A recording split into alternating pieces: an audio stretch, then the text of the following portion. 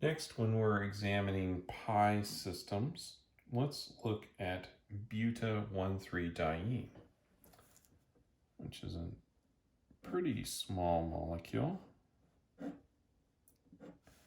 And you'll notice, or you may have heard, that these are conjugated. And that just means that we have a double bond, single bond, double bond alternating. And that has important implications when we're looking at the bonding and the reactivity of this. Now, something that's curious is that when you look at the bond between here, these two carbons, right, or here, right, the double bonds that we have in this molecule, you'll notice that these are a little bit longer than a typical double bond. Not a lot, but a little bit. These are 133.8 picometers. And you'll also notice that this single bond is a little shorter than your typical single bond at 135.4 picometers. And just for comparison, if we look at ethene, and we look at the double bond distance in there, it's 132 picometers. And if we look at ethane,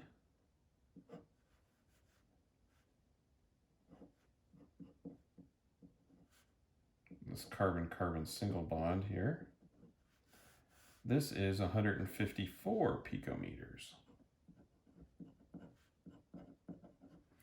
So you can see how this bond right here is quite a bit shorter than our single bond here. And this one's a little bit longer, not much, but it has quite an effect on that single bond there.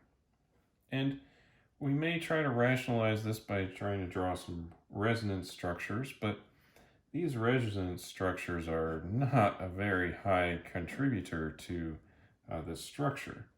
And part of the reason for that is it's going to generate a charge separation here that is just not going to be stable.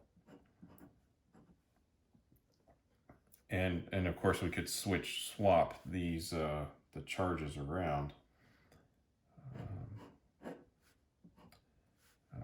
Still keeping the double bond in the same location. So put the positive charge over there and put the negative charge over here. And again, these are just a very weak resonance form, but you'll notice that the double bond here is in the middle, and that would explain this single bond being much shorter than we expect. But like when we talked about the allyl cation, we can also draw molecular orbitals for Buta-1,3 Diene. And I'm again going to use the pictorial way of drawing these, right, or determining these. It's just a little bit easier to explain and draw. So again, I'm going to draw this molecule kind of flat, and then we'll just draw all of the p orbitals, the unhybridized p orbitals right here. So just like this. And again, for our lowest energy, we'll want the greatest amount of overlap, least number of nodal planes. So we actually have a bond that covers the whole molecule here. And that is a pi bond. That's not a sigma bond. The sigma bonds are already drawn on here. So this is an additional bond that covers the whole molecule. And now we can start to see why these bonds are quite a bit closer in distance and strength, but in distance to each other than we might expect from just looking at the carbon-carbon double bond, typical carbon-carbon double bond, and other carbon-carbon single bond ones. All right, well, we've got to draw three more of these, right? We've got 4 atomic orbitals, so we're going to get 4 molecular orbitals. So I better get going here. So in this case, we're going to want to only have 1 additional node, right? And I'm going to just indicate that right here. And usually it's a good idea to do symmetry. And we kind of already had an idea that we should put a bond in between these 2 carbons, and we should probably put a bond in between those 2 carbons as well. So that's what we're going to do. We'll shade in these 2. That will be a bonding interaction between these 2 carbons, just like that. And we'll shade in these 2, and that's a bonding interaction between those 2 carbons right there. Now, you'll notice that this is 1 molecular orbital. So there's going to be 2 electrons in here. And this is 1 molecular orbital. There's going to be 2 electrons in here. And together, these are going to make up the bonding orbitals. Perhaps I'm getting ahead of myself. I should keep drawing the molecular orbitals here. And I'm increasing in energy as I go along. So I'll get the skeletons of these drawn up. I can go back and fill in the shading in a minute. All right, so coming back here, we'll need some additional nodes. We'll need 2 nodes. So now I've got one here and here. And then when I come up here, I can have 3 nodes. So I'm going to want nodes all in these directions here. So I'm just going to alternate so that I don't have any constructive overlap here. Now, these 2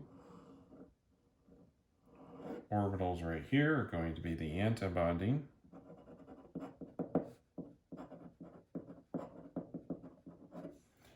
And down here,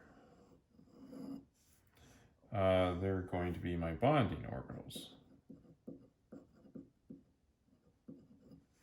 Now, these 2 orbitals will be full when we count up the number of electrons and everything, and these 2 will be empty. And you'll notice that this 1 orbital covers the entire molecule, and this one really focuses in between these 2 carbons on the ends here. And so that can explain why there is a bond length difference between the double bonds that we've drawn up here and that single bond in the middle. See, here we have a bonding interaction right here, which includes that single bond in the middle. So we have part of that double bond covering that middle single bond. And then up here, we have a nodal plane where that single bond is. So this right here accounts for why they're not exactly the same. So that's just a little explanation behind what Buta-1,3 Diene is. And of course, this would happen in any molecule where we have a conjugated double bond, right? Double bond alternating with a single bond, alternating with a double bond. And we could extend this chain to more carbons, and that would make more molecular orbitals, and because we're supplying it with more atomic orbitals. But the concept is still the same, and with fewer atoms, it's just a little easier to get through. So that's a little bit about what conjugation actually does. And it tends to stabilize molecules. So when we have a conjugated system, spreading out those electrons as much as possible will have a stabilizing effect on the molecule.